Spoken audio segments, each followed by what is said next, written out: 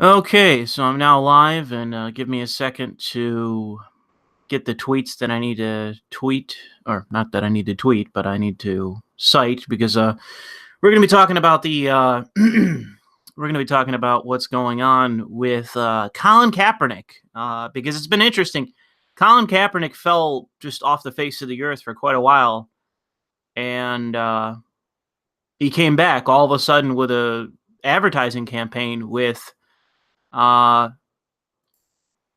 Nike. And that's actually surprising because a lot of people that are overseas don't really know this. They seem to be completely represented by Adidas and in some small way by Reebok. Although Reebok, by all appearances, is kind of like a second tier athletic wear company. It seems like the big two are Nike in the United States, and overseas it's Adidas. People are free to correct me if I'm wrong or if there's other brands that I'm not aware of, but those appear to be the big two in the world. Reebok, I'm aware of, and I wear a decent amount myself, but they don't seem to be anywhere near as big. And I think they're still currently owned. They were at one point owned by Adidas, but maybe they still are. Can't quite remember. But it's a big deal when you have a personality like Colin Kaepernick get signed in a contract with a company like Nike to advertise their brand. And the problem with Colin Kaepernick is that he's not known as a good QB. He's not known as like a famous athlete. Like I remember when Tiger Woods was signed by Nike, it was because Tiger Woods was an amazing golfer. And that was a while ago. I can't even remember what the years would be, like the early 2000s. That was when Tiger Woods was really big. And when he signed out with Nike, that was Tiger Woods becoming a fucking super millionaire because that was a lot of money he got paid. But with Colin Kaepernick, he's not that guy. He is not an exceptional quarterback. He doesn't even play. He was up for he was in the lottery or whatever it's called in the NFL, where the draft, and he didn't get picked by anybody. And it wasn't just because, and there's plenty of teams that have like virtue signaling owners. The problem is that he's not worth anything. He is a second string, background noise quarterback. He's not a starter. That was proven when he played for the 49ers. 49ers. He had a shitty season. And they dumped his ass because of the controversy he created and the fact that he wasn't a good quarterback. He wasn't getting them anywhere. So for the amount of money they were paying him, they're like, okay, this guy's not cutting it. So they cut him. And it makes sense because as it relates to sports and competition, the only thing that fucking matters is if you make the cut, if you're good enough. There's no such thing as affirmative action in sports. So when you see 75% or 80% of the NFL being black, it isn't because they're there because they're fucking black. It's because they're the best people that those teams hired, or supposedly the best, to start for them, to go out there and kick the ball, catch the ball, bring the ball to a certain segment of the field where it's considered points added to the board. That's the whole purpose. It doesn't matter what your fucking skin color is. It's about whether you can put the ball where it needs to be as a player.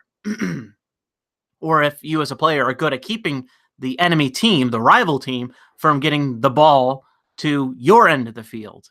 That's the whole purpose of sports. And that's one of the reasons why, like, just on I guess you could see like a more abstract basis, like a more philosophical basis, like why I don't like the idea of Colin Kaepernick weighing down football with, or any sport, weighing down the sport with his political bullshit. And it's for a variety of reasons. There's many reasons why it's a problem. And so I'll, excuse me, I just ate, so I might have to clear my throat a few times during this. But Majid Nawaz, who is, I believe, a smart guy. Like, I don't think Majid Nawaz is a dumb guy, but he's currently being dumb by pretending as though he doesn't understand this, and people that are against this are making a mole, or making a hill out of a mountain out of a molehill. They're making a big deal out of this when it's nothing. No, this is actually something substantial. This is something that is worth paying attention to, because this is fucking the same guy reappearing when he's not even playing anymore. And the reason he is not playing is because he is a mediocre player. Speaking as someone that used to watch the Bills, and I don't anymore, the Buffalo Bills, one of the biggest problems the Bills have had in the last 20 fucking years, if not longer, is the fact that they can't get a fucking good QB. They can't get a fucking quarterback to lead the team. And because of that, and because of coaching problems and a variety of issues, they haven't gone to the playoffs other than, I think, was it last season or something? I can't even remember. They haven't been to the Super Bowl since I was in diapers. Since I was a toddler, they haven't been to the fucking Super Bowl. And they haven't made the playoffs other than like once or twice since then. So as it relates to the issue of being a quarterback, you either have it or you don't. It's something that as it relates to sports, like I said, there is no halfway measure. There is no politically correct affirmative action hire in sports. That doesn't exist. You either are good or you aren't. And that's it. That's as far as it needs to go. Because athletics is just competition. That's all that matters. It doesn't matter what your fucking skin color is. All that matters is if you can play. And fucking Colin Kaepernick is a shitty QB. Nobody wants him. He's asking too much for his contract, and nobody wants him. One, because he's not that good. Two, because he just breeds controversy. And for nothing, which is a video I tweeted out earlier called We Vacuous Few, of which you can go see on my channel, where I covered him before. And another politician who's another black identitarian. They don't stand for anything. They don't stand for anything. There's nothing that they're actually protesting or standing in the name of. It's just vague bullshit related to being black in America. And I tried to record. The reason I'm doing this now, I'm doing the stream now, is because I tried to record a commentary earlier, and other than getting like hassled by people when I was out working a case, or a random white guy covered in tattoos trying to sell me his wedding band, and I'm like, no, dude, I'm not interested. I don't want to buy your fucking wedding band. Leave me alone. He was nice about it, thankfully, and pissed off, but I don't want to buy your fucking wedding band, you fucking junkie. Leave me alone. I fucking hate Buffalo. But anyways, this is the ad we're talking about here. This is the fucking ad from Nike, where it says, believe in something, even if it means sacrificing everything. That isn't why Colin Kaepernick does not have a job in the NFL anymore. That's not why he's currently not playing. It's because he sucks. He is not a good QB. It's the same reason why the Bills eventually got rid of J.P. Lossman, even though we kept him around for season after season. It's because he sucked as a QB. So after enough seasons of him sucking, the Bills finally decided, why don't we spend a little bit more money and try to get a good QB? And it hasn't worked since then. And I barely watch football at all, or even pay attention to it. But the quarterback, it matters if they're good or not. It really does. It can make or break a team. Just look at the Patriots and whoever the fuck else from the South, who I can't, not the South, but the Southwest, that other team that I'm forgetting.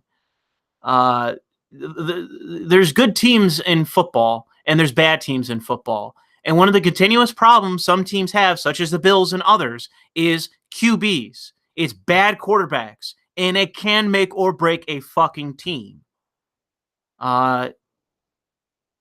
Anyone that understands football understands this. But here's the thing. I also did a video, and I looked this up, and I suggest those of you watching this, once I'm done, I'll link it in the description.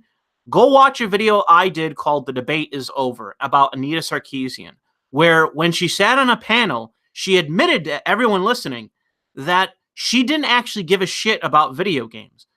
She didn't actually care whether she was making video games better or not. She didn't actually care. The whole purpose of her being in gaming was for her own political ends. It was to push progressivism into games. She just fully admitted it because she thought she was in a room full of like-minded people. And some asshole recorded it, and I believe now that video's been either censored or taken down. But I took that video and I uploaded a portion of it just to showcase to you that she admitted it. And that's why I said that at the time the debate is over as it relates to video games. And that's why now I say repeatedly that it's never been about making games better. It's only making the right kind of games or including the right material in games so that they serve the right purpose for progressives. The reason they care is that they are totalitarian. So this being present in football is no surprise to me. I don't find this to be surprising in the least, because all this is about is pushing the right agenda forward. And it's in a field, it's for multiple reasons. One, it's a means to an end. This is a means by which progressives get to advertise their agenda. So you have that cynical interest. Then you have the issue of this is an area of competition, just like gaming. And you hate competition. You don't want competition. Just like in politics, you don't give a shit about competition. You have the one word of God in terms of your political beliefs. And so there needs to be no debate. So that's another avenue of which they pursue this, is because sports is competitive, and it's also masculine. Football is very masculine. It's very macho. It's also very patriotic, which is another reason why they're attacking it. Third is the issue of as it relates to the issue of escapism. It's the same with video games, movies, comics, the rest of it. Notice that they always attack cultural pillars that have to do with escapism, in that if you want to escape the drudgery of politics or real life, unlike me, like, I don't care where I find politics. I'm a political junkie. But there's many people like, let's say, my father or his friends or my friends that watch the NFL. They don't watch the NFL. They don't watch sports. They don't watch NASCAR, golf, baseball, basketball. They don't watch any of these sports for politics. It's for the exact opposite reason. They watch those things as a hobby and for escapism. It's to relax. It's to chat with friends, have a friendly rivalry at your office with another guy. Like, you're a Bills fan, they're a Dolphins fan. You're a Bills fan, they're a Patriots fan. You're a Yankees fan, they're a Sox fan. It's about friendly rivalry. You know, obviously people go to stadiums and get drunk and fight, but people get drunk and fight regardless. But it's about friendly rivalry. You can disagree with someone over your sports interest, but it's a friendly rivalry. It's not antagonism. It's not aggressive. It's not black or white. It's not something that you're going to get in real physical violence over. At least not unless you're drinking. Maybe then it'll happen. But the reason why they're pursuing this avenue is for the sake of eliminating escapism. They want the conflict. And I've been saying this for years about gaming. The reason why they're going after movies, comic books, movies, sports, is because they want to eliminate the avenues of escapism, and they want us to either be politically engaged with them or against them. They want this to be a black or white issue. And so as it relates to this, and this is what I say to Majid Nawaz, no matter what you want to do, Majid, there's no not being involved in this. Because eventually they're going to come for some hobby you're interested in. Whatever you're interested in, they're eventually going to come for it. And then you're going to have no choice but to be engaged. Because they are totalitarians. There is nothing that they are not interested in making political. The personal is political. As Anita said, everything is racist, everything is sexist, everything is blah, blah, blah, and you have to call it all out. It isn't just limited to gaming, it's everything. They are totalitarian in their beliefs. So you have no choice but to be involved in this. They're not going to give you that option. You have no option in that. I'm not telling you that. They are telling you that. There is no escape. And so you have to basically stand for account. Whether you are fine with this, this is just water off a duck's ass to you, that yet another thing in America, yet another cultural icon of America is being polluted with garbage totalitarian politics, un-American politics, anti-American politics, when the NFL, for the last 2 decades that I've been alive, let's just limit it to how long I've been alive, nearing 3 decades of my life, the NFL has stood for cheap nationalism, cheap patriotism, consumerist patriotism. They're trying to usurp baseball, Major League Baseball, as America's pastime. That is what the NFL has been trying to do for 30 years, or 28, just speaking for how long I've been alive. I can't speak to the before then, but I imagine it's about the same. They want to be seen as America's pastime.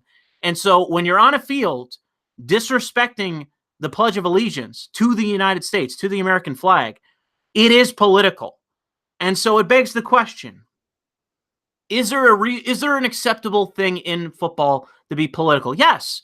Let's say that Colin Kaepernick was taking a knee in favor of research into concussions or something that was just even tacitly connected to football, there will be far more people sympathetic to that view. Now, there's going to be people that are obviously against that because it is political and they don't want politics involved in their sport and in their hobby. But there would be a lot more people like myself that would be willing to defend someone like Colin Kaepernick if he was actually protesting in the name of something that was related to the sport. If it was activism that is part of a real issue in football, concussions and injuries and what happens after you retire. Although there's many people that would then say, well, you made millions and millions and millions of dollars. What the fuck do you spend it on if you're broke? Putting that aside, there are issues related to football. Like, let's say with FIFA, you're a FIFA player who takes a knee in protest of corruption of FIFA. People can respect that. People can understand where you're coming from. But with Colin Kaepernick, he can't even name, and this is one of the things I had people replying to me about the video I posted, We Vacuous Few, and this is something that everyone knows about Colin Kaepernick. He doesn't stand for anything. It's not even the whole issue of cops usually justified killing of black men. He doesn't even say that overtly. He doesn't say explicitly what he's doing, why, what reasons, what he wants to see accomplished, etc. He doesn't actually name. So this is the thing. Believe in something. What is it? What is it? What do you actually believe, Colin Kaepernick? You are such an inarticulate goon that you can't even just say to me what it is. This is why people like me, myself, why I can't stand him, why I despise Colin Kaepernick. He is a vacuous left-winger. Vacuous left-winger. He is a fucking loser millionaire who can't even fucking play, who's coasting off of fame based on a belief in fucking vague leftist nonsense. When you look at the statistics, you know why black men are getting killed by police? It's because black men, one, seemingly don't know how or are unwilling to comply with lawful orders given by an officer, or B, are fucking criminals. Those seem to be the big fucking two for why black guys are getting shot. A, they don't fucking comply with lawful orders, which the police, by the way, according to, Pennsylvania v. Mims, have all the authority in the world to stop you and conduct an investigation. And if they ask you for identification, if they ask you to ID yourself, you are constitutionally bound to answer them. If you don't have ID, you must then provide them your information. They have the constitutional authority to do that.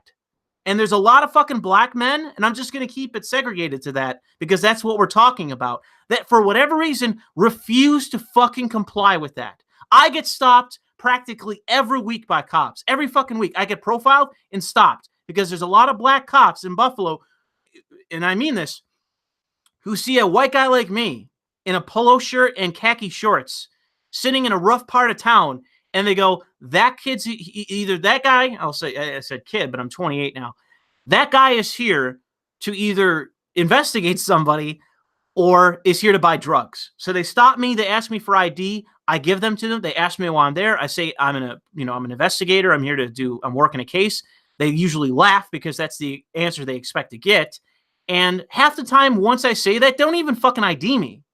If I just say I'm an investigator, they just laugh because they know that's why a white guy would be in this neighborhood, is because he's fucking investigating somebody who's a criminal, just like they are half the time. I get profiled all the fucking time. Do you hear me bitching about it? No, because I understand that's the whole point of policing. When everyone you run into is a fucking stereotypical criminal, then guess what? You start to have a bias.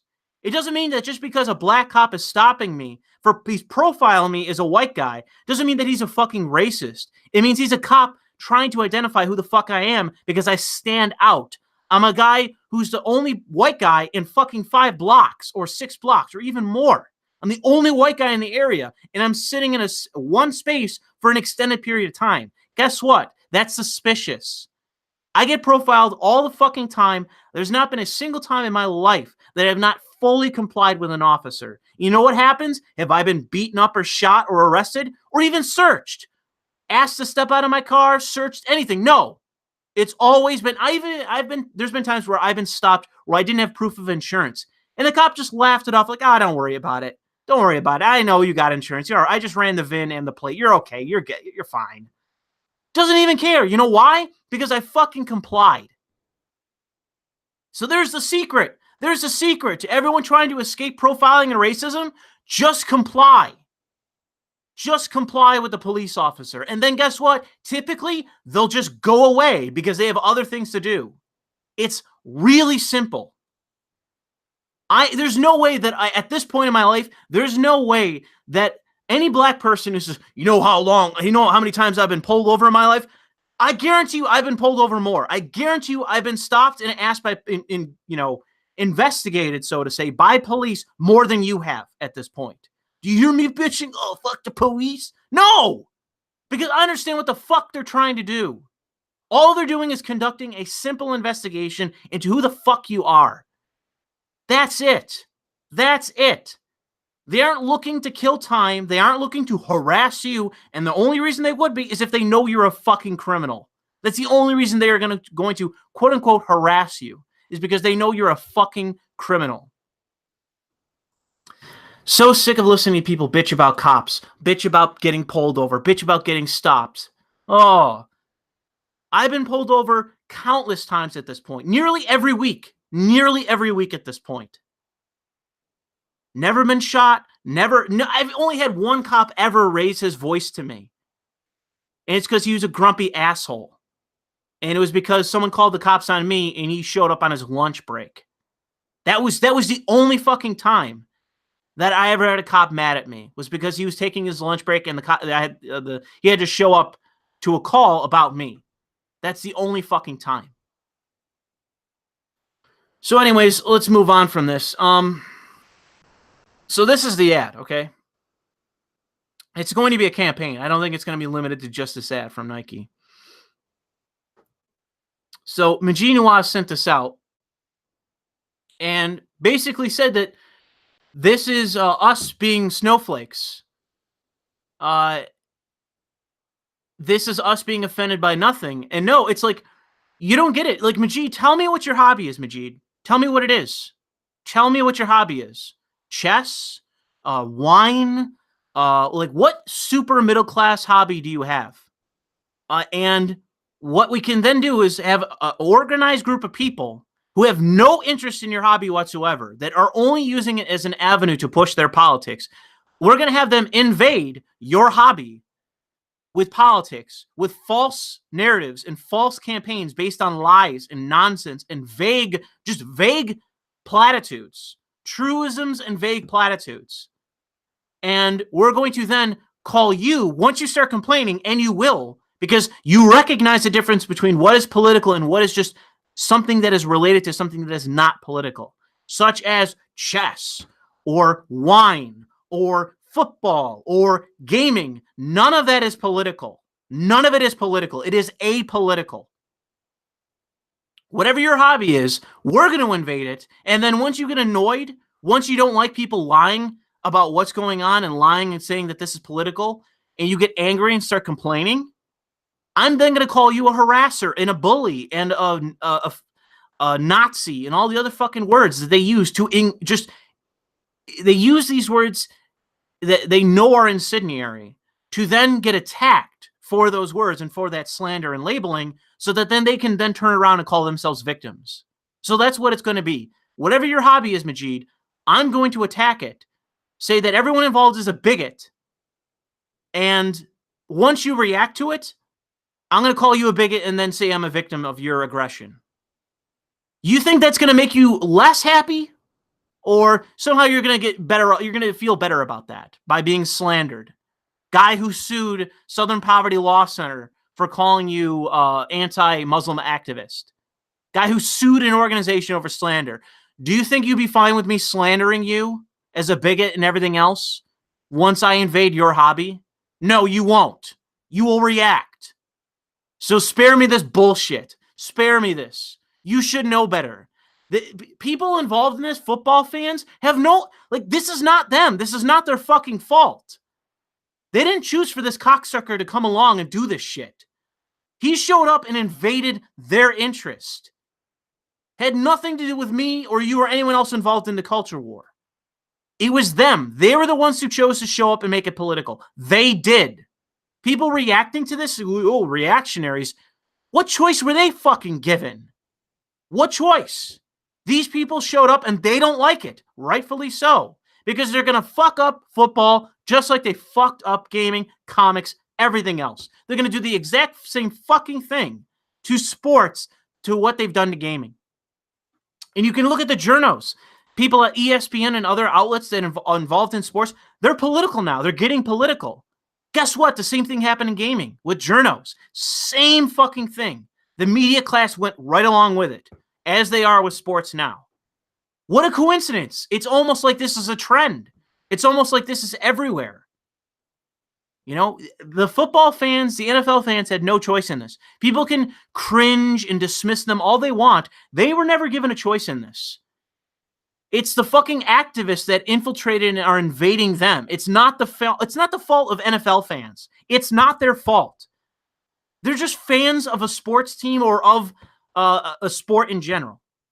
It's not their fault for this. And yet you're putting the onus on them. Like they're the assholes. No, I'm sorry. You're an asshole. You're the asshole who's fucking apologizing for activists, cynically acting activists. Just like I said in the video I did of The Debate Is Over, Anita Sarkeesian, the biggest name in social justice in gaming, fully admitted that it wasn't about gaming. It was never about gaming. It was never about video games. It was never to do with anything about making better products. It was just about activism. That was the singular fucking reason she did what she did. She admitted it. And you can go watch that video of mine. The Debate Is Over. Google that. The Debate Is Over, Louis Le Vau. Google that. You will find that fucking video. Watch her admit it. Watch her admit why she did what she did. Watch her do it. Same fucking thing is happening in football.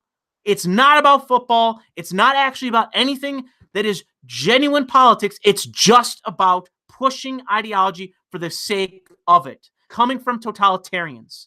This is an avenue by which they can promote their agenda, and that's the singular justification for why they're doing it. Spare me your horseshit apologetics, Majid Nawaz. You should know better, you fucking idiot. And that's pretty much what I said. I said to him, tell me a hobby you personally enjoy, and I will then inject my politics for obviously self-interested, cynical reasons. Let's see how long you last before complaining about my presence. You complaining also makes you a bigot, and I become, in this case, I should have said your victim. Everyone knows, and that's why, even though I'm a nobody, immediately, 75 likes, 22 retweets. Immediately, people like this. Why? They know it's fucking true. They know this is fucking true. They have seen this before.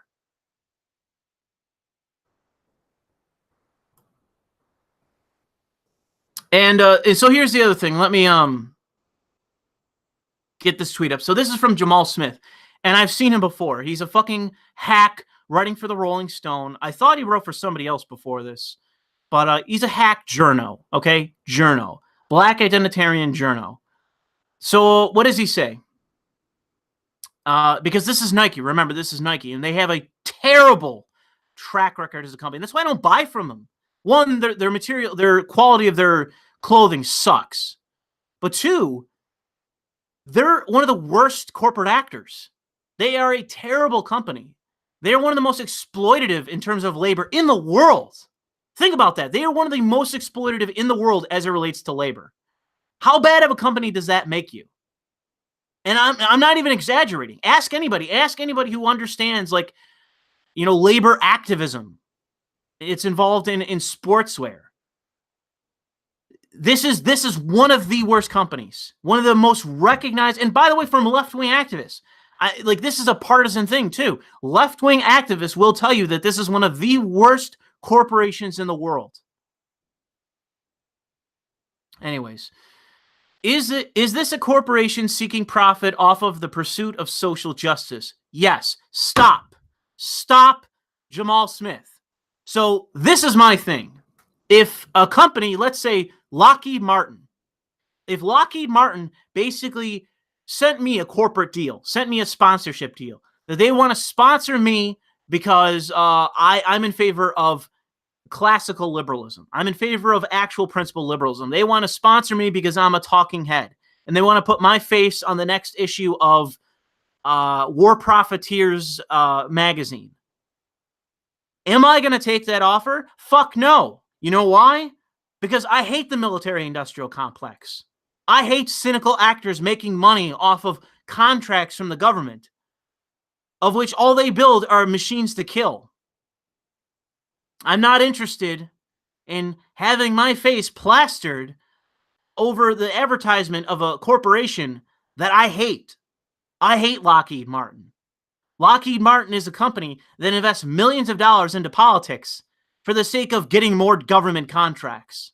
That is how they sustain themselves as a company. Government contracts to build war machines at a premium with no bid involved, so that we can continue to find reasons why to invade other nations. I mean, look at the billions, the trillions of dollars that the Iraq war generated for corporations. Trillions of dollars generated for private industry. And millions of people, not millions, hundreds of thousands died as a direct result of that. Millions were displaced after our intervention in the Middle East. I'm not on board with that. If we're going to go to war, give me a goddamn reason. And I'm not interested in fucking profit. That's not the reason why I'm interested in fucking war, is profit. I find that to be one of the worst aspects of, being the hegemon of the world, of America being America, is all the companies that suck off the teat of the government for the sake of us having a war machine that's required as the hegemon. It's required, but it doesn't make it a moral thing. But in any case, if you're interested in social justice, you immediately need to recognize two things. One, who you're getting in bed with, one of the worst labor actors in the world. Two, they're using your ideology as a selling point. What does that fucking tell you? What does that tell you? Again, that would be the thing with Lockheed Martin. What does that tell you? Your ideology is not only tainted, it is compatible with corporatism. Nike doesn't fear your ideology. They don't fear you because you're not a threat to them. Not really. As much as you fucking socialists are out there thinking that you're going to fucking bring on the revolution of the proletariat, you're just corporatists. You're dick riders of corporations. They don't fear you because you're internationalists. You have no recognition of the nation state, and that's why they don't give a shit about you. You don't believe in national sovereignty. That's why they don't fear you, because these are multinational corporations. They know that at the end, you're on board. They can buy you out because you have no principles, and that's this. You have no principles. No principles to live by. So he goes on, but this accomplishes one thing that could be important. The NFL is now facing pressure from one of the biggest partners to end its collusion against Colin Kaepernick. Nike make the team uniforms. And it used to be Reebok, I believe. Reebok used to have the contract with the NFL. And maybe now the NFL is going to start regretting the fact that they changed from Reebok to Nike, because this isn't going to help them. Right now they have a ratings problem. They have a viewer problem. And Colin Kaepernick's really the guy that kicked a lot of that off. Because for decades and decades, they've been selling patriotism in the NFL. And now that you have a guy like Colin Kaepernick that is just overtly disrespecting the pledge, a lot of people don't like that. And they start tuning out. And that becomes a ratings issue. And that's why they colluded, quote unquote, against him, was because they realized that this is a fucking ratings disaster. This is highly unpopular. This is damaging brands, not just of sports teams themselves, but of the NFL itself. It is damaging their brand. So they got rid of him. They were like, okay, you can't play, and you're creating problems for everyone. So no one's going to hire you. There's the collusion. There's the fucking conspiracy. You're not very good as a fucking quarterback, and you're creating brand damaging issues. So bye-bye. And you got cut. Now nobody wants you. You're untouchable. You're radioactive, and it's because of you. It's not because of them. It's not because of the fans. It's because of you. You started this shit.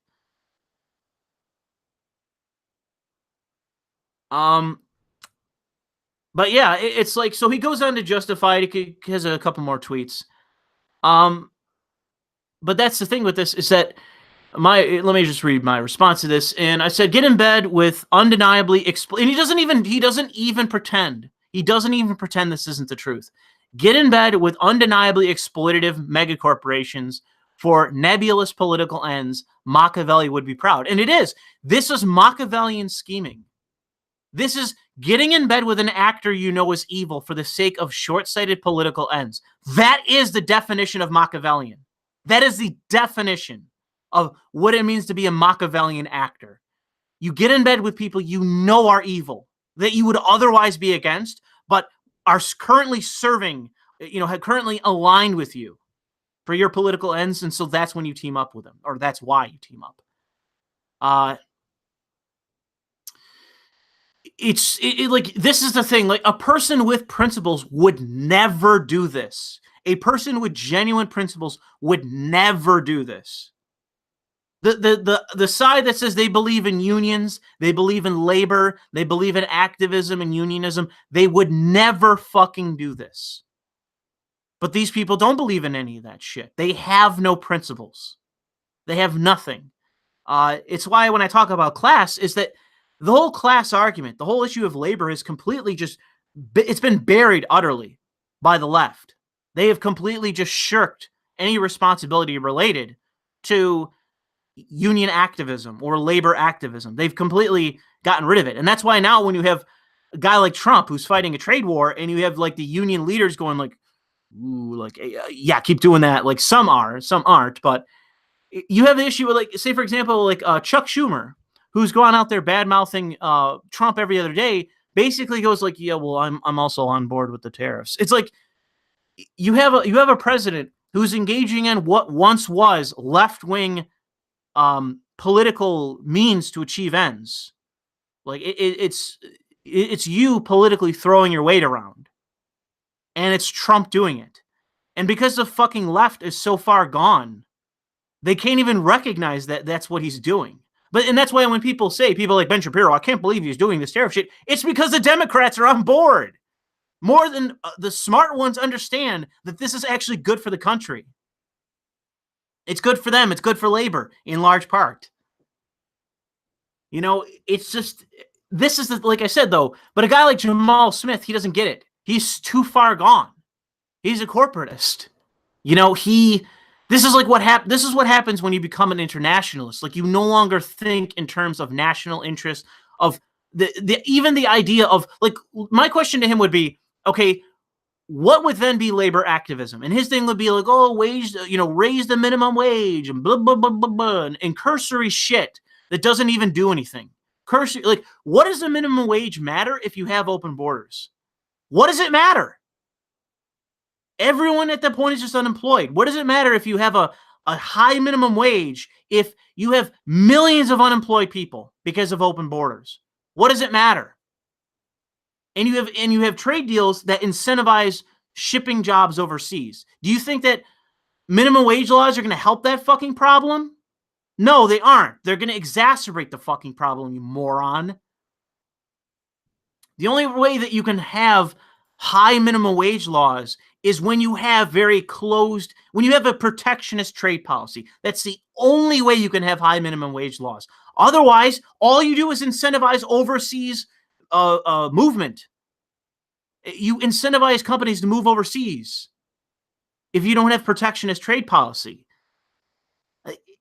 I'm not saying I'm necessarily justifying that. I'm just saying that that's the only way it could possibly work.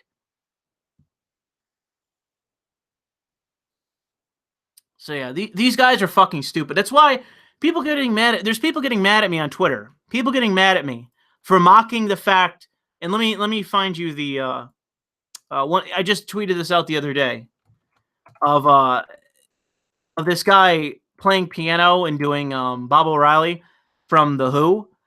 The reason I'm tweeting this meme out is to mock the left, because this is all they fucking have. This is all they have. Let me stop this video so it stops using bandwidth. This is all they got. It's just nebulous goals. Nebulous goals.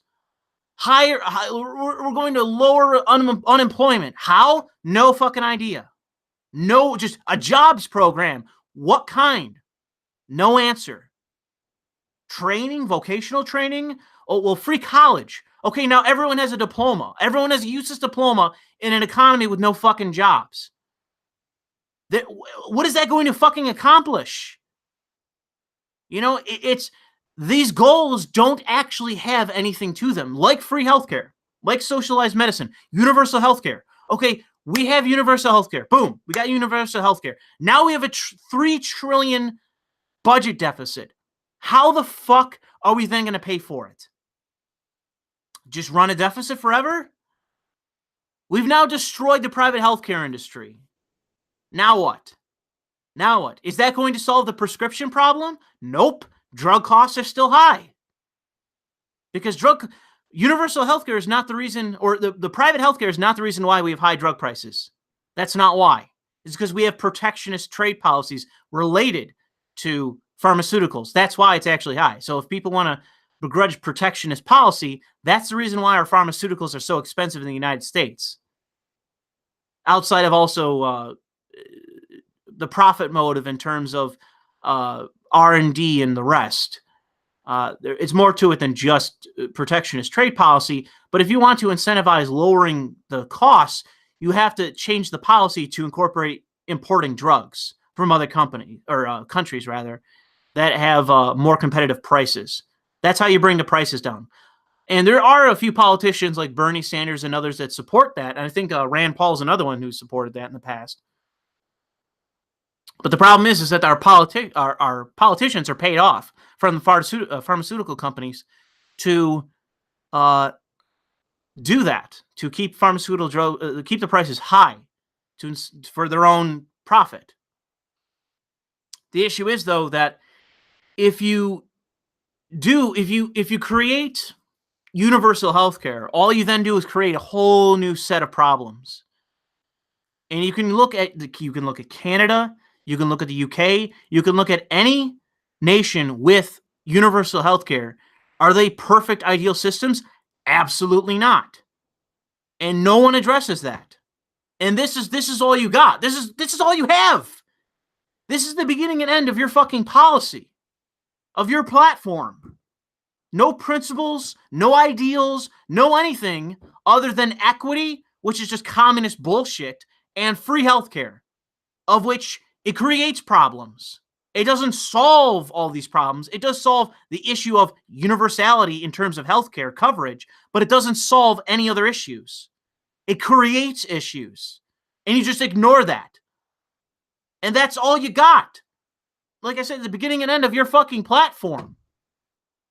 And I had people, and that was me mocking the Amazing Atheist for this tweet of saying, like, oh, conservatards, like, let me read it. Trump said something about Medicare, and he goes, and I had people say that Trump was actually right. I'm not going to get into Trump's actual argument because it's only 18 seconds. Hey, conservative friends, if you're really going to jump ship, I won't mock or deride. You don't have to continue to stand by this guy just to trigger the libs. The libs are always going to be triggered anyways. No reason for you to continue defending this indefensible buffoon. Well, this is my thing. What do the fucking left have to offer? What is the opposite thing for me to then agree with? If my position is going to be fuck Trump, what then do I have to take? Like, what am I joining then? What about the left is there to join? They aren't in favor of free speech. They aren't in favor of free expression. They aren't in favor of the free market. They aren't in favor of private healthcare, or the idea of incentivizing foreign nationals to immigrate to the United States to pursue their own interests and pursue wealth, which is actual like merit-based immigration, where smart and creative and talented people want to come here to make a shitload of money and to live a luxurious life. That's like the good end of immigration, because it's a brain drain for other nations, and it's bad for them. And I'm not saying that's a good thing for foreign nations. It's not. But it's good for the United States. We benefit. That's one of the major upsides of private medicine, is it draws out the best of the world to come here. And because they go, I can go to America and make 100 times as much money being a doctor and live a way upper middle class life, way upper middle class, wealthy life when you're a doctor. Not all, but like plastic surgeons. They're all fucking millionaires. They're all millionaires. Why? They can charge just extremely high prices for their labor, make a fuckload of money over just cosmetic surgery. And that's the American dream. Buy a boat, buy a big ass house, buy some nice cars, get a wife with probably big fake tits, and live the high life. That's the incentive of private healthcare. But when you get rid of that, you also eliminate that incentive. So with universal healthcare, it's not something without its downsides. You have to weigh it. You actually have to acknowledge that as well. That's my whole thing, is that you fail to acknowledge it. But that's the other thing of, like, what is the other side? What is the other side to this?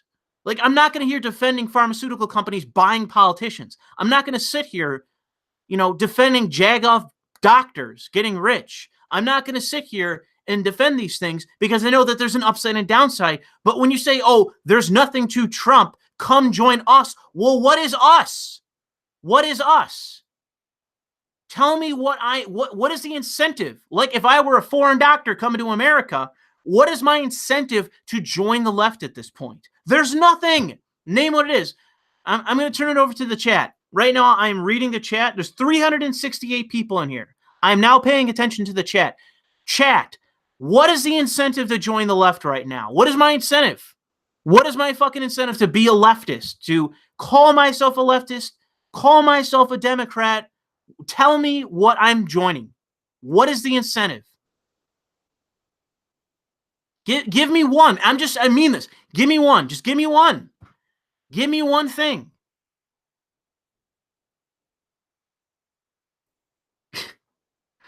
I see a lot of nothing. Hairy armpits. Hairy armpit porn. That's actually fairly true. Free radioactive white pussy, maybe. Legalized horse. Jack shit. I'm seeing STDs. I'm seeing a lot of jokes at the expense of loose women. A lot of jokes at the expense of loose women, and I don't necessarily disagree. Free soy? Free soy? Okay, we got free soy. Maybe. Socialized soy. We might have socialized soy. Now, I don't like soy. But, and I think I've actually tried soy before. Soy milk, and I didn't like it. And I genuinely mean that. I didn't like it. It tasted too weird.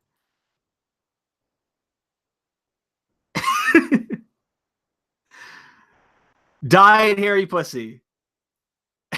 Autism. Weed, bro. That's not even true. Dude, there's more in the last leader of the Republic here. Let me look that up. Boner weed. Boner weed. There you go. John Boehner, who is the former speaker for the Republicans, the former House Speaker for the Republicans, he is basically out there as a legalized pot activist now. Like, the Republicans at this point are spearheading it. This is a former Republican leader out there shilling in the name of fucking legalizing weed. So not even weed anymore. It's not even weed. Is lead legal? Is weed legal? Is lead legal? Jesus, is weed legal in New York? Is it? There are like medical dispensaries and that sort of thing. Felony-free AIDS, yeah, that's true. Brock Sampson, that is true. Boner weave.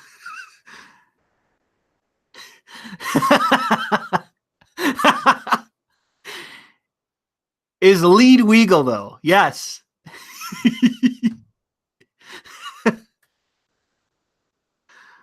Yes, I need free college. That is true. But anyways, yeah, so that's the whole thing about the left, is that it doesn't stand for anything anymore.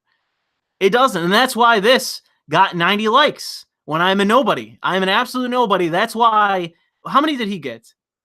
Okay, he got 1,000. He did get 1,000. So I will give him that. He did get a lot more than I did, but he's also a bigger name than me. He's got 111,000. But I think that my point is better. I think my point is better in that the left has goals, but it doesn't have principles. I think we can all agree to that. And it doesn't have ideals outside of like socialism, equity.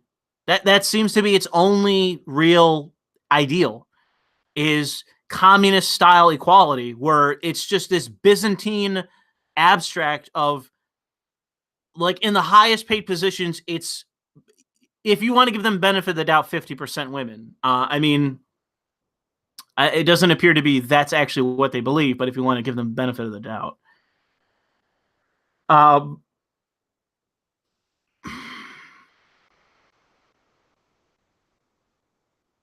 But yeah, I see a lot of people ragging on TJ, and I got to say that TJ lately has not been doing it for me.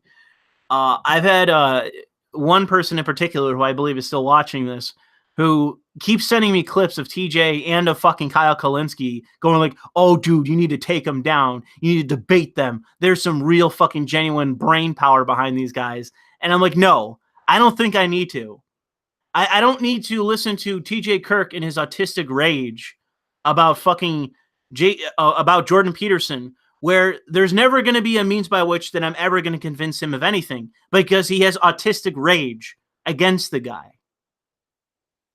He'll attack things like the idea of objective truth, of measurable reality. He'll attack that as bullshit because he is so autistically against the guy. And it's like, I'm not going to debate that. I even had the chance to debate him, and people still said they want me to debate him. It's like, dude, I don't want to. I don't want to debate somebody who's just against somebody and is so invested in it that they become irrational. I'm never going to win that argument. I'm never going to convince anybody of anything when they are that against somebody.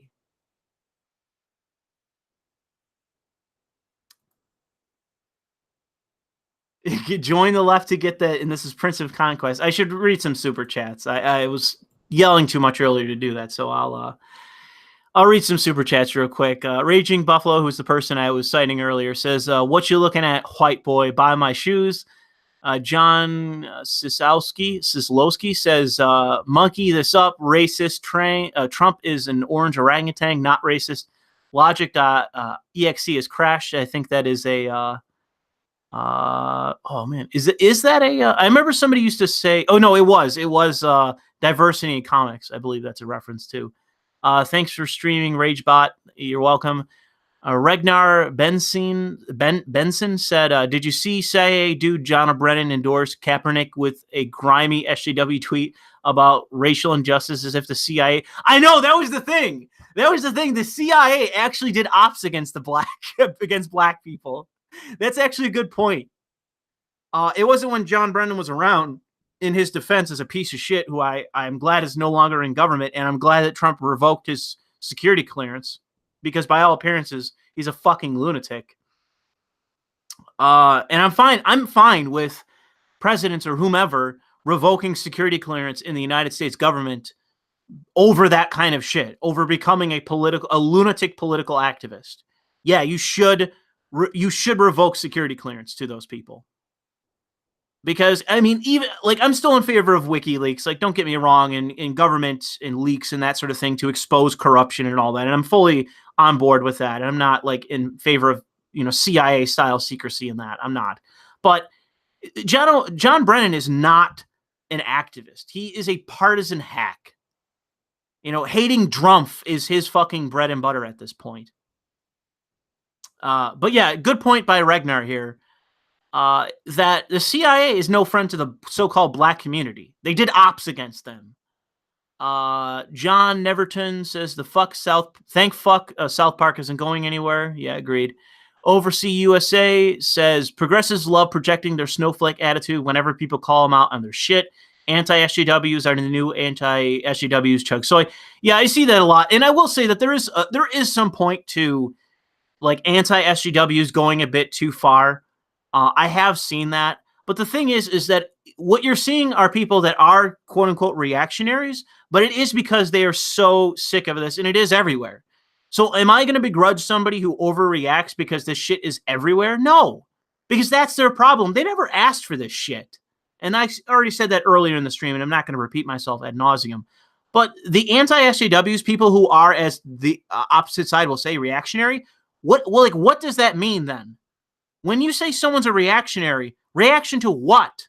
You fucking cocksucker. What do you mean? Oh, yeah, they're reacting to you because you're a piece of shit, cynical actor. So, yeah, good point, Overseer, actually. Raging Buffalo says big cuck energy in relation to the left.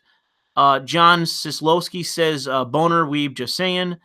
Prince of Conquest says join the left to get that bourgeois Asian poontang. That is actually true about American Asians. They heavily skew to the Democrats, and they're also very heavily middle class. Prince of Conquest also says Louis Le Weeb, or Louis Lead Weagle. Yes, you're right. That is my actual name. How dare you fucking dox me, you piece of shit. You found my actual name, you bastard.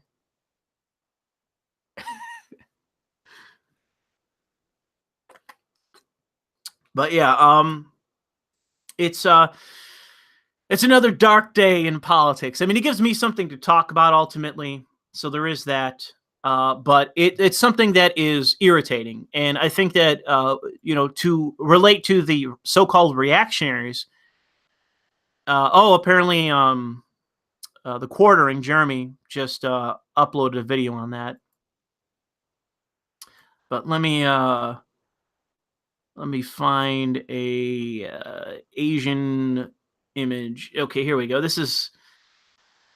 Here's some fucking cat girl for you to put on screen so you don't have to watch just my still image forever. Oh, come on. It's a sensitive thing. We don't want you to see this. Here's a cat girl for you guys. Let me go back to the chat. Oh, shit.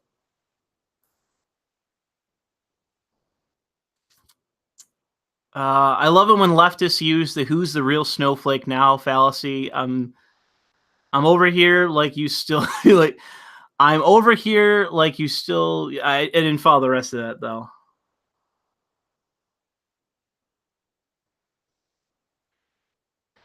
Can't consent. That's correct. There, Sumerian. I think it is Samaritan. Yeah, Samaritan. No, they can't. If I showed this to Top Hat, he would ban me. What a snowflake! I'm not sure what you mean by that. Autistic or autist whisperer. Do I know what happened to Tyler Valle? Yeah, I think he's stopped doing YouTube. I think he's focusing on his own life, which is good for him. Did you see the fat Negan with the baseball bat? Is that from that? Is that from the university that the Weinstein guy got? He left because he got forced out. Thoughts on one angry gamer cyberpunk article? So yeah, I actually read that. I didn't read the full thing. I skewed it because it's kind of a long article, but it came across to me as a little bit silly if it was taking itself seriously. I kind of questioned whether it was like kind of a parody or not. If it was meant to be super like really serious and it was a bit silly, it went a little bit too far in just like dumping on cyberpunk. I do think that it does raise some decent points about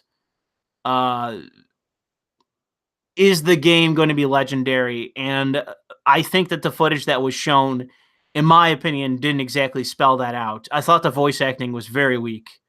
Not in every regard. Like I think that there was chemistry between different characters, but the voice acting was pretty weak, I gotta say.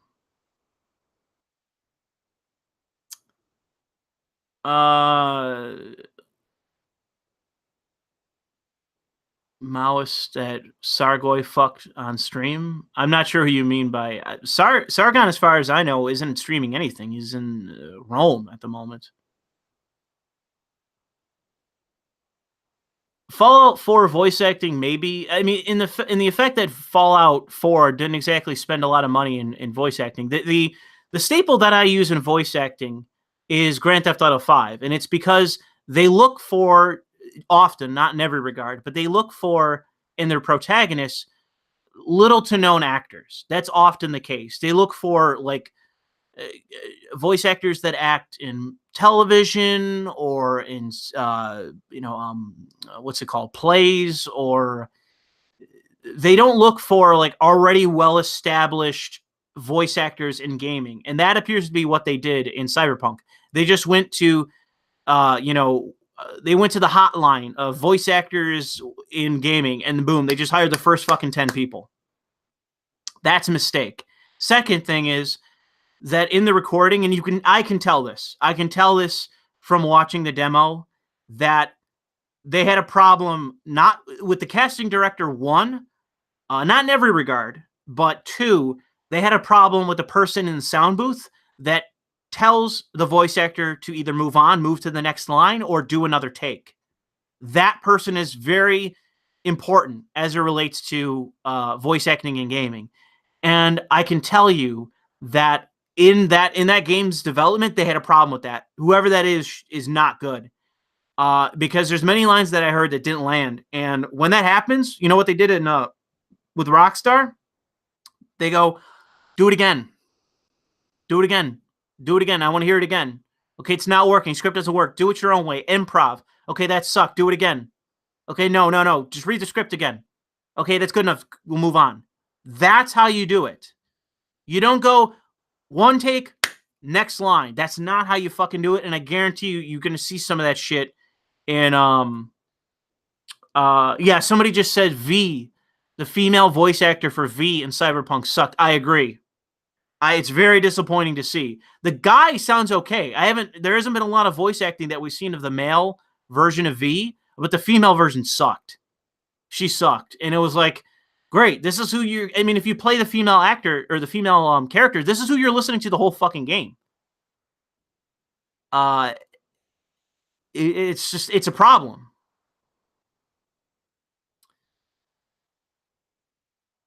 So yeah, I don't necessarily agree with the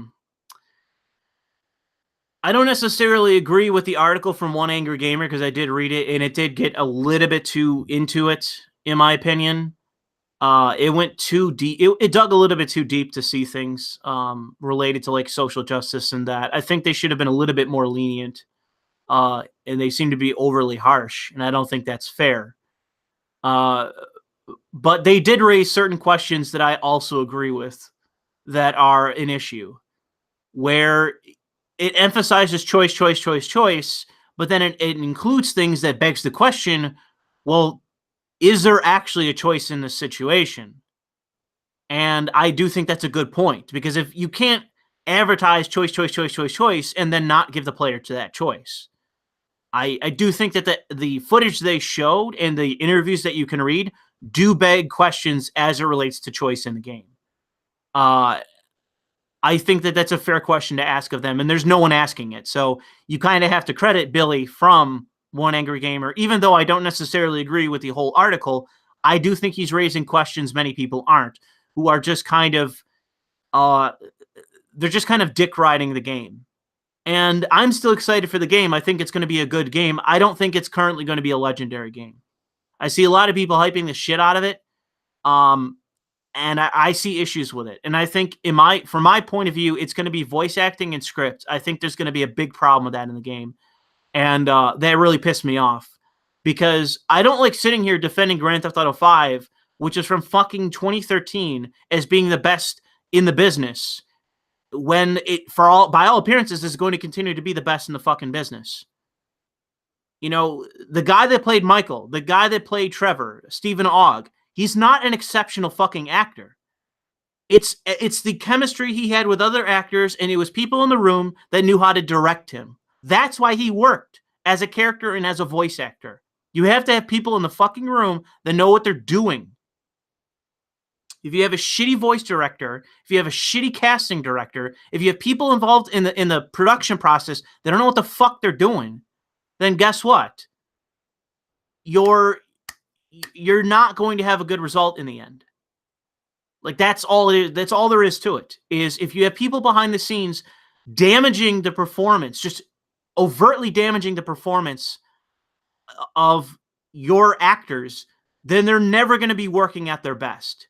I guarantee you, go find Steve Ogg on Twitter, on whatever, and ask him how many lines did he have to repeat? How many lines did he have to redo? How many? I guarantee you the answer is going to be in hundreds, if not thousands. Thousands he had to repeat. Because that's what's required to get the perfect line of dialogue. And that's what Rockstar did. That isn't fucking happening with CD Projekt Red and Cyberpunk 2077. It is not happening in that game. That footage showed off many instances of where I'm listening to dialogue and I'm fucking going like, yeah, I'm cringing. And that shouldn't be fucking happen. I can't recall one line from the entirety of GTA 5 where I cringed. I enjoyed the hell out of that game. Even after like 3 playthroughs, I still loved it. You know, it's not normal. That's an exceptional game. And that's who you're fucking competing with.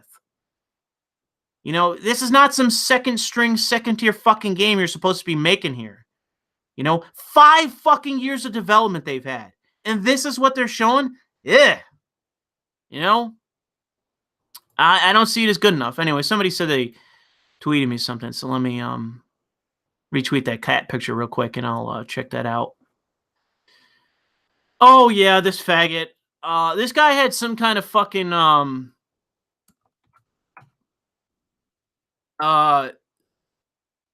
issue. I forget what this faggot's name is. He's some communist. Like an actual communist. He had some spat with, I think it was Sargon. He had a spat with somebody at some point.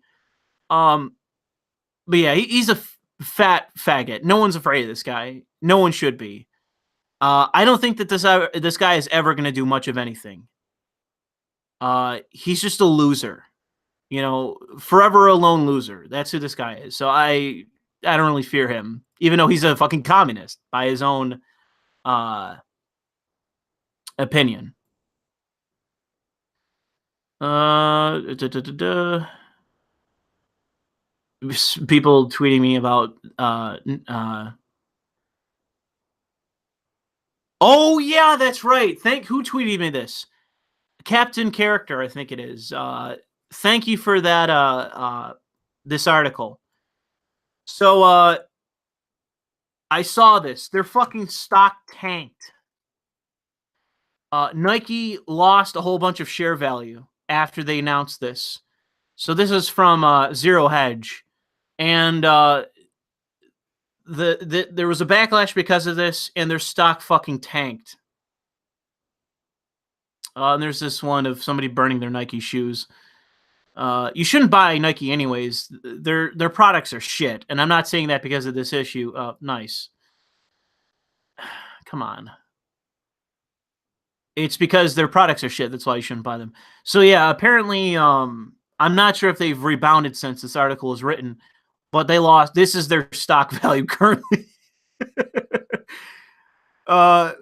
They lost a lot of fucking stock value after they started this ad campaign. Look at this ass. Yeah, so thanks for that article. I saw that from this morning. I'll get a new cat girl on the screen.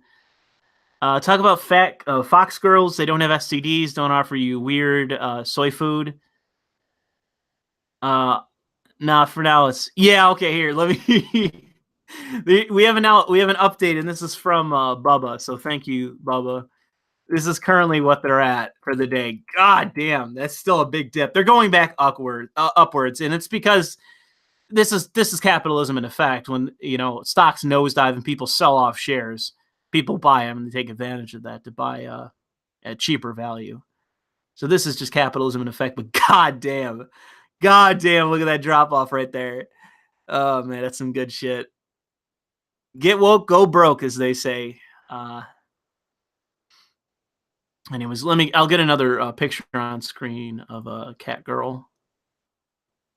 I saved a few of them just for this occasion. Should I do another cat girl? I'll do another image. What should I do? We'll do this one instead. People complaining about cat girls. Here's a sensitive material. Here's a new one for you. I'll save that article so I can post it later. Super chats. John Sislowski says, check your Twitter. 4 billion wiped off of Nike on stock exchange. Was that what was that? Was that the NASDAQ? What was it? I assume it's NASDAQ. Dale Ritter says, glad I'm not the only one that felt that way about the voice acting. I'm going to be tickled if my male avatar is forced to sleep with a man. Well, that's the thing. That was one of the questions that was raised, and it wasn't the only one in terms of choice that was raised in that article from Billy on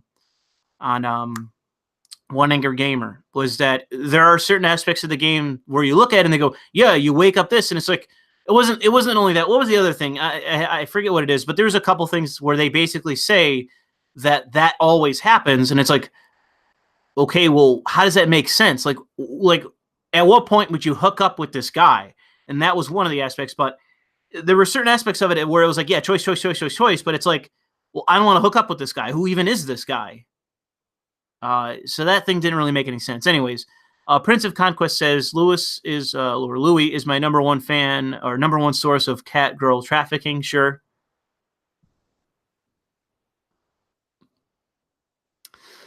New York Stock Exchange. Okay. Nike, the official sneakers of Black Lives Matter. Well, that may be so. There's a lot of black guys getting shot wearing Nike sneakers. I can tell you that from watching footage of police. Although that's not true. They wear Adidas too. I've been this episode of Black Lives tangential Black Lives Matter activism has risen the interest in my mind to do another video on policing in the United States, but it's like, it's going to have to be a scripted video because there's so many parts of it that you have to basically stumble over to talk about it. It's such a complicated issue where even with this Kaepernick thing, it's like, it doesn't just start at, he does a fucking advert for Nike. It's like, now it involves the NFL again. Now involves the issue of policing. Now it involves like the issue of Nike itself as a company and what left-wing activism is. Like, it's such a complicated mess that it's like, Jesus Christ, do I even want to fucking cover this again? Do I? Like, somebody saying watch Police Activities channel. I already do. I already watch Police Activities channel. Like, I have a shitload of videos on my watch later where it's a bunch of police shootings, where it would just be me talking about the issue of police shootings and how so many of them are justified. The overwhelming majority of police shootings are fucking justified. And here's what happens. Okay, ready? Cops show up. Cop goes, hey, you, stop. Person goes, half the time, okay, I'll stop. Okay, what are you doing? Blah, blah, blah. Show me some ID, blah, blah, blah. They don't cooperate. So they don't cooperate. Cop gets in a fight because they're resisting, because now they want to handcuff them, detain them, and then search them. Find out why they're not complying. And then the guy pulls a gun. Then the cop shoots them. Or they don't comply. They keep resisting. They get tased. They reach into their waistband. They make some move. They get shot.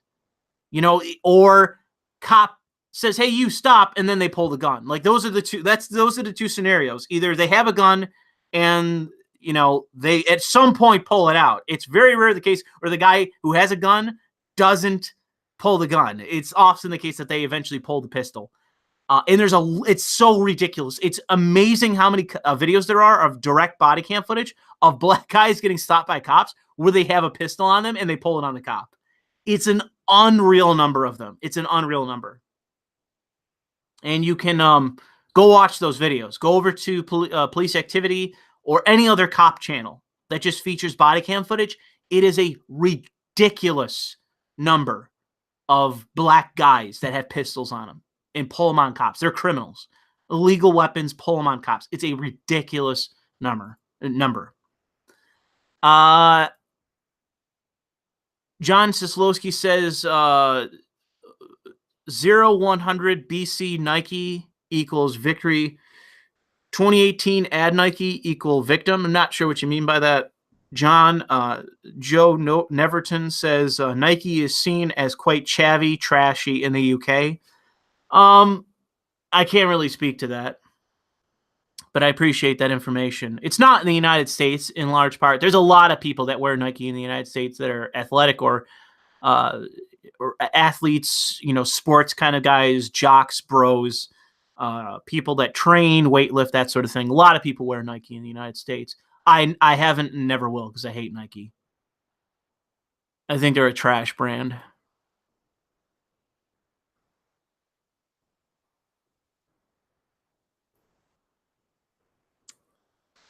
What steps should be made to reform the left and bring back supporters? Okay, well, here's a good example. This is a good question there, Audis Whisperer. There's a video from this morning that got tweeted out by, of all people, and this is in credit to Dennis Prager for doing this.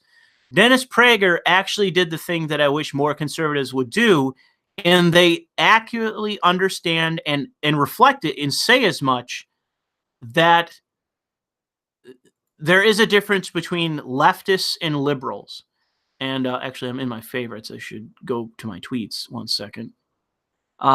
There is a distinct difference between leftists and liberals. And the video isn't perfect. I would have called it perfect if it was. It wasn't. There are certain aspects of it that get kind of a bit of an issue. But Dennis Prager did this video today called liberal, left or liberal, and basically says, but they're not. In fact, liberalism and leftism have almost nothing in common.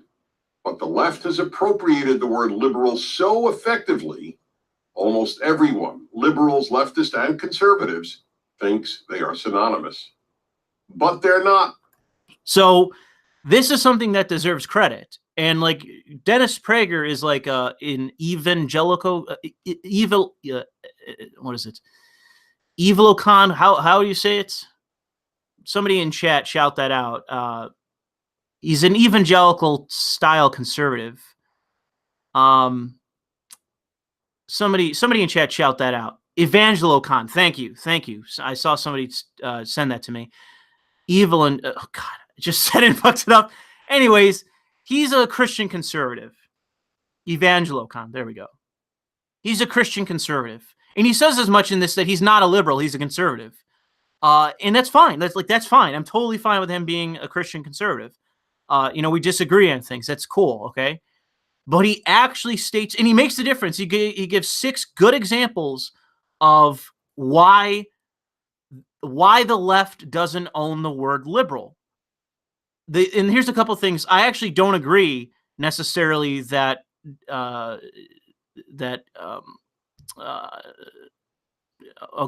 LBJ, not LBJ, fucking FDR, rather. LBJ. FDR is like the classic example of a liberal. I actually don't agree with that. I don't actually think that he's a good example of a liberal. I think that, I will defend Eisenhower, Roosevelt. Jesus. I haven't been drinking, I swear. I will defend FDR as a president during the Second World War, and I will credit him for standing up to big business, and he did in many ways do that. The classic line of "I welcome their hatred" of the uber capitalists in America who were plotting against him the whole fucking time. And by the way, a lot of American corporations benefited from the Nazis. They were selling shit to the Nazis. Coke did, IBM famously did. There were tons of American corporations that were selling shit to the Nazis. They didn't give a goddamn about anything related to morality, fascism, or so-called patriotism. They have no regard and never have. And that's my whole thing with the internationalist right of uber capitalists is capitalists sell to the Nazis. Capitalists sell to the Nazis. So I'm a capitalist. I'm Ben Shapiro. Moralism. Capitalism is amoral. It has always been immoral. It's always been just about making money. So spare me this about, capitalism is enriching the world and is a moral force. It's more moral than socialism, but it's amoral in terms of anything outside of, incentivizing people. Like the profit motive is a good thing.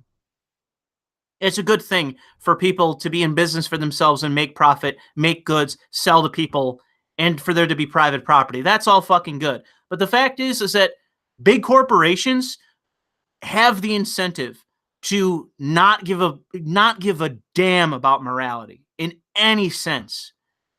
There's many people on the left and many people that are critical of capitalism that say that corporations act as psychopaths in terms of how they perform. And in some parts, I think that's correct. In some parts. In my opinion, they just act as amoral actors, as amoral vessels. Anyways, I'm losing track of this, but that's my whole point. With FDR, it's not a great example of a liberal. Not a great example. I think he was a competent president, not necessarily a great guy, but a competent president who, navigated the tumultuous tide of the Second World War and ultimately did lead us to victory. And then by the end of it, died. By that time we had Truman in. And Truman, I don't remember whether he was that good of a president or not. I know that there were certain aspects that he was correct about, such as communism. He didn't go as far as many people wanted him to go in terms of communism. But it's debatable how good FDR was, Eisenhower was, anyone was. They all have their ups and downs, really. But I don't think this is a great example. There's one other thing in here that I took issue with. Nationalism. Let me, what was it? Yeah, this is here. Let me play the capitalism part, because this is very true. Liberals have always been pro-capitalism because liberals are committed to free enterprise and because they know capitalism is the only way to lift great numbers of people out of poverty. And that's my thing. So let's stop right there. Dennis Prager and I agree on capitalism. We just disagree on the power of labor, how much power labor should have. That's where we disagree, and that's fine. My whole issue of how you get the working class into the middle class, it is through employment. It is working hard, working for a company or starting your own company, but it is work. It is labor. It is you being the blue-collar worker, showing up every day, 6 in the morning, 8 in the morning, busting your ass, and coming home after, let's say, 8 to 12 hours of work, drained to your core, but with a check in your pocket or cash in your pocket. And then year after year, doing that, and eventually gaining enough money to move into a nice suburb that is a middle-class suburb, buying a big house, buying a nice car, working till you're old, and then having a pension or having savings or having a 401k, what have you. That is my ideal system. It isn't the revolution of the fucking proletariat. It's just working hard your entire fucking life, and then by the end, hoping that your next generation, your offspring, can move into the next income bracket, or working so hard or being so creative through your own enterprise that you move into that bracket within your own lifetime. My belief is in capitalism, hard work, free markets, and all the rest. The problem I have is with when capitalists go too far and they start undermining American labor and America itself by shipping jobs overseas and basically using the government and using politicians to enact policy against domestic labor and domestic production and just the United States in general, the nation. Obviously, we're going to have globalized trade because that's the market we live in now, but it doesn't mean that you have to it doesn't mean you have to craft every trade deal to just be in favor of foreign interest. That's why Trump is doing what he's doing now, and he has what's the word? He has the legitimacy of the people demanding it. The people voted in Trump in part for the sake of renegotiating our trade agreements, because most people are unsatisfied with our trade agreements with other nations, and that includes the EU, the UK. Even though it's still part of it technically, but it's even with allied nations, Canada, Mexico, even with nations that we have alliances with, Japan. We are not satisfied with the status quo in that regard. And so you notice that the globalist, the internationalist candidate, Hillary Clinton, lost. You had many blue-collar Democrats that voted for Trump because they realized on trade, he is the preferable option. People can piss him on about his bad behavior all they want. There's a reason why Trump won the Rust Belt. It's because he's out there screaming about trade, that the United States is getting shafted, millions of jobs went overseas, and all that is true. They showed up and voted for him.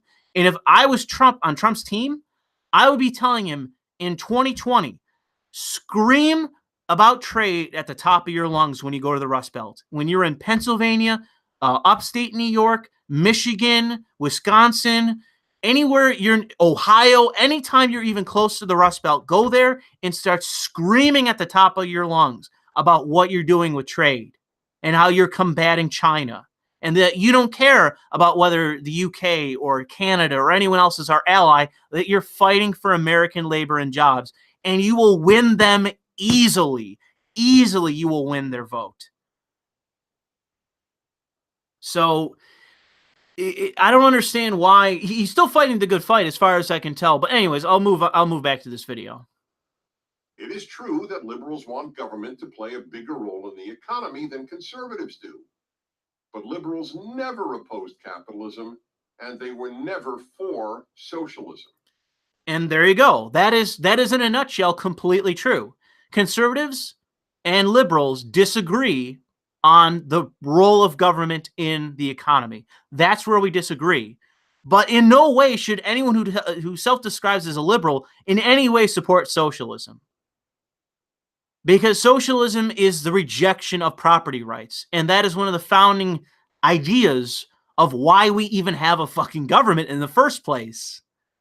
What is the point of the American government if we don't have property rights? At that point, it would just be a tyrannical state, like stealing people's property and then basically telling how, like divvying it up of like in their as a separate entity from the public.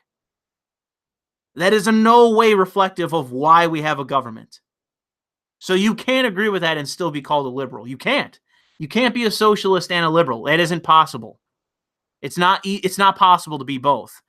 And what I like about this video, why I bring up this video is that this is what more conservatives need to do. And that's why I give credit to Dennis Prager here. More conservatives need to do exactly this. They need to force people on the left to confront what they actually believe. And this actually helps conservatives. This helps conservatives as well. And that's also why I think Dennis Prager is doing this. It's not just out of the goodness of his own heart. It's also the fact that this helps him in that it forces leftists to confront the issue of whether they're actually principled or not, one, and they aren't. And two, whether they're actually still on board with the idea of why we have a nation, why we have the Constitution, why we have a government. Are they still on board with the Constitution, with the boundaries of the Constitution and our enumerated rights as citizens, or if they are revolutionaries, which is what you have to be. If you're not on board with property rights, you're a fucking revolutionary. And so that helps him. That helps him suck the power out of violent groups like Antifa and others, and that Cortez bitch or anyone else that would self-describe as a socialist. It sucks the power from them. Because it forces leftists to look at popular figures like, let's say, Bernie Sanders, who has been all over the map in terms of what he's identified himself as. And if he gets up on stage and says, I'm a socialist, it forces liberals that are part of the left to then say, okay, now I can't support you then. It should just be this immediate shutdown. And what that does is it disempowers them. Because then they have to say what they actually believe. If you're not a socialist, what then do you stand for? It begs the question logically, because I know what a socialist stands for. I know what they stand for.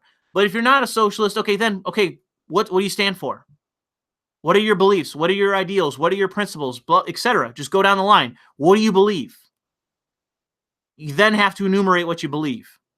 And they don't want to do that. That's the last fucking thing that Democrats want to do right now. They don't want to say, or leftists generally, we don't want to make it party-based, what they actually believe. They don't want to do it. They don't want to enumerate what they actually believe. Let me see. The class versus national identity. That thing I had a little bit of a bone to pick with it, but it wasn't much. He also talks about how leftists are influencing culture and the American way. But that all changed a few years ago when left-wing writers took over the comic strip and had Superman renounce his American citizenship to be a citizen of the world. The left has contempt for nationalism, seeing it as the road to fascism. Better that we should all be citizens of the world in a world without borders. So that's very true. That is another part of what's going wrong here, is that you can't be in favor of the social safety net. You can't be in favor of the nation state. You can't be in favor of all the things that makes America America without also recognizing the borders of the nation. It doesn't mean you have to be anti-immigration. You know, I would say that more recently I'm in favor of tightening immigration than previously, but it's just a difference of opinion of what the degree of immigration should be. And the thing is right now the right is incredibly weak on the issue of immigration. So it's not even like if you were in favor of amnesty for the however many millions of Mexicans that are in this country, like you could still get amnesty for them. The right is incredibly weak on immigration right now, even with Trump. The base of the right in terms of those in Congress are super weak. So if you could still get what you want. You just got to be willing to admit that you're in favor of borders, and that seems to be the problem. And somebody just said in chat the real issue with the left is going to be Muslims, where they're going to run into a problem, and I agree, because I think they're going to get a lot more resistance to the Muslim issue. Let me see here if there's anything else.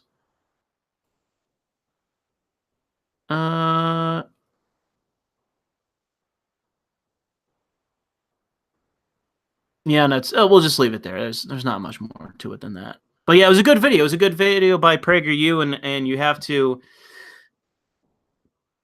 credit them that. And I do. I think that it's I acknowledge that they did a good thing in that regard, and I think that when people dismiss PragerU, I caution them from doing that. Even Dennis Prager with his beliefs, and he's very much a moralist conservative, and I disagree with him on that, but he's by all appearances an honest actor, and I think that that's where you got to start separating people. It's not just a matter of, well, I disagree with them for X, Y, and Z. It's, are they an honest actor? Are they a rational actor? And he, by all appearances, is. And so all credit to him for being that. Because a cynical actor, a dishonest actor, would never make that fucking video. They would conflate liberals with leftists or progressives all the time. And you see that still. Even a guy like Paul Joseph Watson still does this, and it's so irritating for me to see, even though he is like a self-admitted liberal himself. He's not actually a conservative. He's a self-admitted liberal. He still does it. He still conflates liberal with progressive, and he should not fucking do that. He should not do that. I don't care if it's common nomenclature. I don't give a shit. If it's a colloquialism, I don't care. If you're actually an honest actor in this, you got to separate the two. Liberals are not progressives. Liberals are not socialists. They are not totalitarians. They're the exact opposite. And if you are an honest actor, you have to separate the two. And more conservatives like Dennis Prager should be holding conservatives and everyone to account. Progressives or conservatives that use the word, they need to hold them to account and say, are you actually a liberal? Do you believe in free enterprise? Do you believe in free speech? Do you believe in borders? Do you believe in the nation state? Like, do you believe X, Y, and Z? Just go down the fucking line of all the things you should believe in. Do you believe in individualism? Do you believe that race doesn't matter, as he says in this video? Do you believe in these things? And if they can't just immediately react, yes, this is what I believe, then that's when you know you have a fucking liar on your hands. You can go, boom, you're not a liberal. You're a fucking totalitarian. your beliefs don't fit within the boundaries of the Constitution, you're a fucking radical. You're a fucking revolutionary. You know, go to Europe. Have fun in the socialist paradise of fucking Venezuela, because that's what you want to turn us into. You don't actually believe in property rights. You don't believe in national borders. You're an internationalist. You're not in favor of labor. You're not in favor of anything that would be confined to domestic politics. You're not in favor of any of it. You're just a fucking lunatic internationalist revolutionary. So no one should take you seriously. And you can just dismiss them for that. You can dismiss them out of hand. Just stand on a stage, dismiss them out of hand when you ask them those questions. Because once they identify themselves as a far left lunatic, then you don't even have to take them seriously. Then it's like, go over there. Go to fucking Venezuela and preach your horse shit. What you're promising does not fit within the boundaries of the U.S. Constitution. It would just be you encouraging the state to become tyrannical. That's all you believe in. And it's that easy to dismiss them. John Soslowski says BC before Christ, AD after death. Oh, you're comparing to Nike, like the God versus Nike of today. Okay.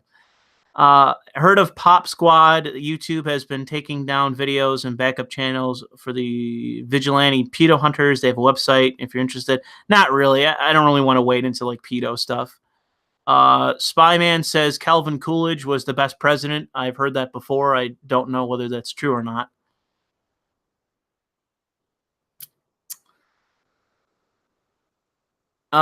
So I'm running out of time because I got to get back to work. I have a second case today, so we'll wrap this up. So I'll go back to the chat. So if you have anything to say or any questions asked, ask them quick, and I'll wrap this up. It's funny to see that as time went on, this stream got more popular. So people saying anything about the anime babe on the stream, they can shut the fuck up because it's adding. It's directly contributing to more people viewing this. Let me find. Here, let's do this one.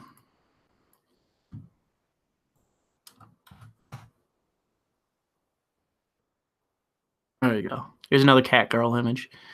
So we'll send this off with another cat girl image and any questions that you have. I don't have any stories for right now. Oh, here's a quick story. I was in Buffalo today, and some random junkie came up to me and tried to sell me his wedding band. I think I mentioned that at the beginning of the stream. I can't quite remember, but I was like, no, dude, I'm not interested. Please leave me alone. And he was polite about it and left. But yeah, some junkie tried to sell me his wedding band. Is there any benefit to having a globalist world? As far as I can tell, no. It would be a fucking totalitarian nightmare. Flat is justice. I agree. I have no thoughts on Anthem other than it's shaping up to be a disaster. Bazinski says, docked in late. Have a tip, weeb. Join my paramilitary squad and end cuckdom. I'm sure you can. I'll leave that to the Brazilians to fix. All right.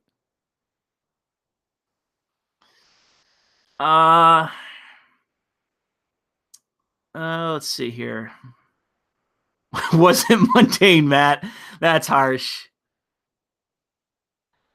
Yeah, I recorded a response to Lindsay Shepherd. Somebody's asking, she's autistically anti-porn. Autist Whisperer says this. She is absurdly anti-porn for whatever reason. And I recorded a response to her, but I deleted it because I was pretty. I wasn't like angry, but bro, my response was pretty fucking harsh, and I was like, I don't really. This is gonna make me look bad, so I deleted it. So that isn't happening. And I think it's now permanently gone, so you can't ask me. Yeah, it's permanently deleted because it cleared my all the cache in my computer, so it's never getting uploaded now. But damn, it was she made two arguments that were really fucking bad and recorded a response video that was as bad. It made her look terrible. It made her look at response video. If you want to go look it on her channel, it made her look it made her look like an egomaniac. It was terrible.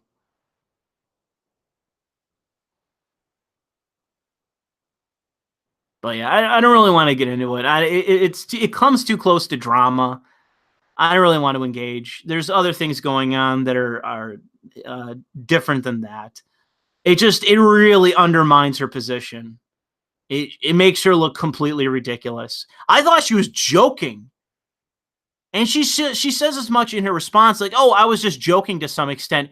And it's like, okay, were you joking, or are you about to say that you actually agree with everything that you said? And then she went on to go, yep, I still agree with everything. And I'm like, you weren't joking then. You can't like go like, it would be like me saying, I think that those drag kids are fucking disgusting. I say it like that. Those drag kids out there, I think they're fucking repugnant. And then I walk it back and go, oh, bro, I was just joking. I was just joking.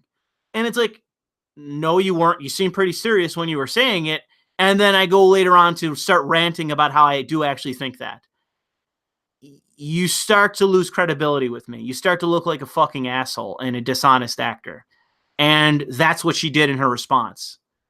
It was definitely fucking egotistic and whatever. I was like, okay, you know, what is it? The hand movement that you do when you're a dealer walking away from a table or a table in a casino, that like that you clap your hands and you wave over the table and you walk away. I did that with her. I was like, okay, I'm done. I'm done with you. Bye-bye. That was terrible. You're gonna Otis Whisper saying you can't find it. You're just gonna have to go find it. A mirror of it, maybe, if she deleted it. But it was a terrible response. It was awful. It was just bloviating, and I mean that literally. She's just bloviating for half of it to avoid addressing, you know, the fact of the matter.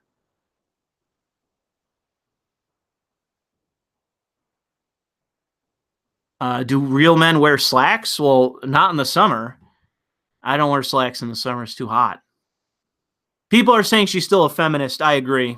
I absolutely agree with that. There's feminists that authoritarian feminism is screaming from her belief set is still being there. Joe Neverton said that in the super chat that she's still an authoritarian feminist. I agree.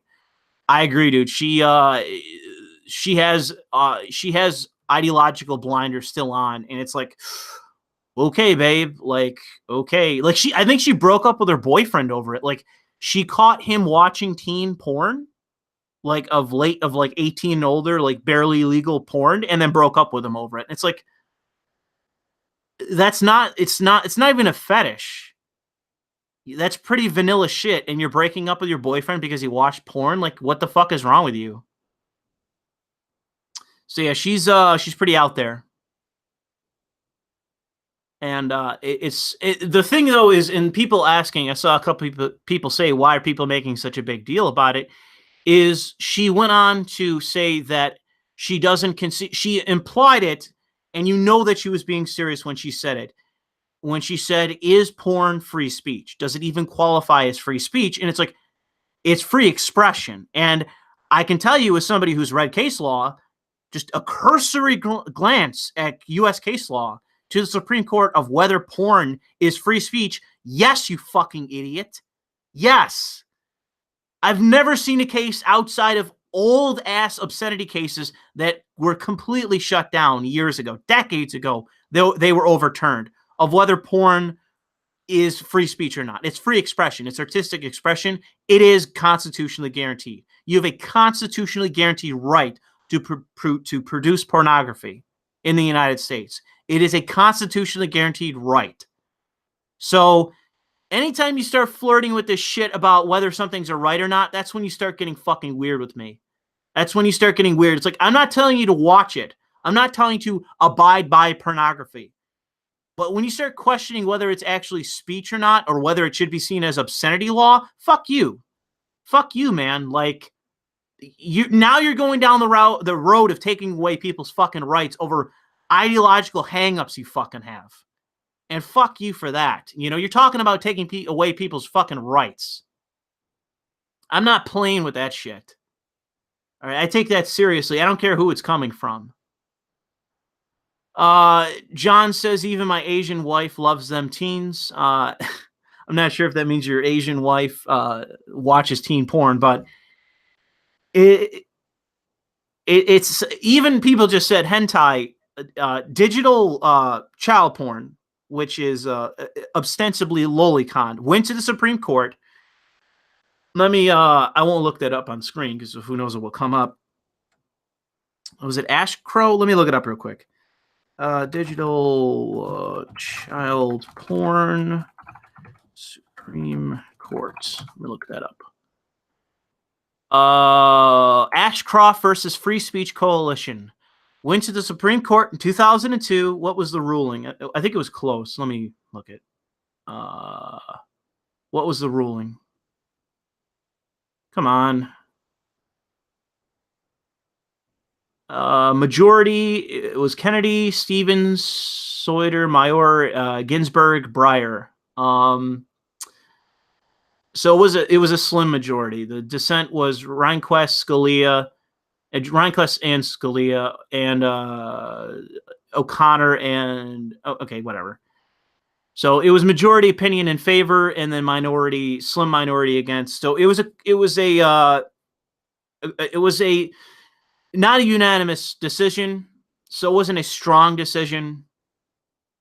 But the issue is that this is yet another time where Antonin Scalia again had to concede the issue of obscenity, which is the conservative argument in favor of censoring speech. Even there again, he couldn't actually make the full argument. He lost the argument of obscenity, and guess what?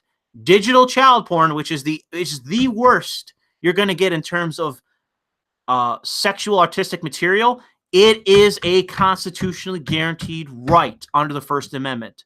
So even the worst example that one could come up with in terms of artistic pornography or just generated pornography, it is constitutionally guaranteed. So you have a constitutionally guaranteed right in America to your lolicon. That is a fact. People can mock it and make it a meme. It's a fact. It's a fact.